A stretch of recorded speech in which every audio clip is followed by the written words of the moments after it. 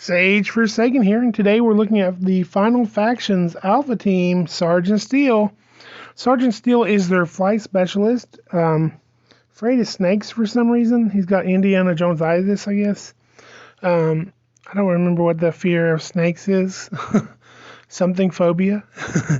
Anyway, he does have a jetpack on. It has cannons that shoot. So that's his weapon.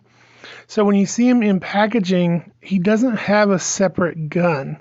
Like he has his jetpack, his flight pack or whatever you want to call it, and it has guns on it, but he doesn't come with a separate gun. So if you want to have pistols for him to use or anything like that, you may want to look at the accessory packs they sell. Here's his bio on the back.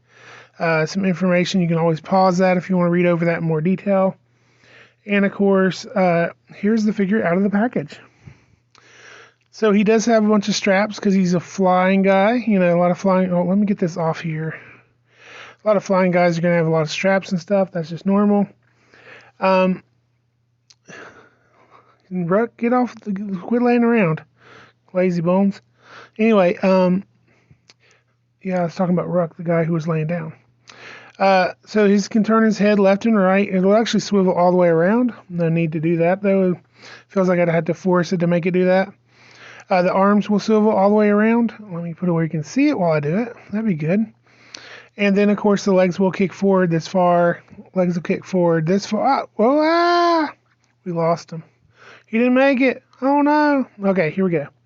So, you can see here that he, with his jetpack here, let's look at his jetpack and put his jetpack on him. It does peg right into the back. Actually, let's look at jetpack first. It has wings on it, and it has guns, and there's like an exhaust port at the bottom to show that that's the bottom shooting the jet of flame out or whatever. That lets him fly.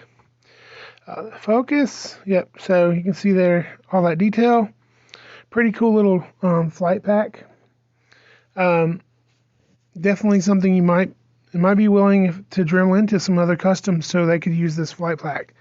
I've actually made a flying figure recently where he has like wings and stuff in a jetpack and stuff. So it would have been useful to have this. Save me some effort. Anyway, he does, once you get that jetpack on there, he's just a little top heavy, so he is easier to knock over at that point, especially since he's got all these wings hanging out every direction from him. So just be aware of that if you're posing him. Let's go ahead and put some accessories with them. So I'm going to pull out some accessories real quick. Hold on, guys. So I really like the pistols with this figure because, you know, that way he can be firing different directions than his backpack is looking.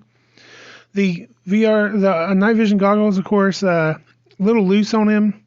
They'll fall right off. I really feel like you need some poster tack or something if you're going to use those goggles, because they're just not going to stay on any figure I've found pretty much very sturdily. Now, here's a close-up. You can see the dry brushing of metal they did on the figure for the armored look. And, of course, from the side, you can see that the paint only goes back so far on the shoulders there. And, of course, it's kind of weird the goggle strap isn't painted. I felt like it would have been better if they had just painted the whole goggle strap. Obviously, something, if you had extras, you could do as a custom to try to make it pop. Just like a lot of these figures, a little extra paint would go a long way. Here it is from the back. Now, let's talk a little bit about this figure. They're kind of in a hard place here. If you make him your flight specialist, people are going to say he's too much like, you know, Falcon. If you make him just a black guy with goggles, then he looks too much like A-Train. If he was your heavy weapons guy, they would say, well, the heavy weapons guy in G.I. Joe is an African-American. So, I mean, I love that they have a multicultural, multinational, multiracial team, all that stuff. There's only so many roles, usually in a cartoon or a video game or any of that stuff. There's usually a heavy weapons guy, you know, a flight guy, you know, leader, you know, some sort of ninja character, you know, all that stuff. Like, you got one of each pretty much usually.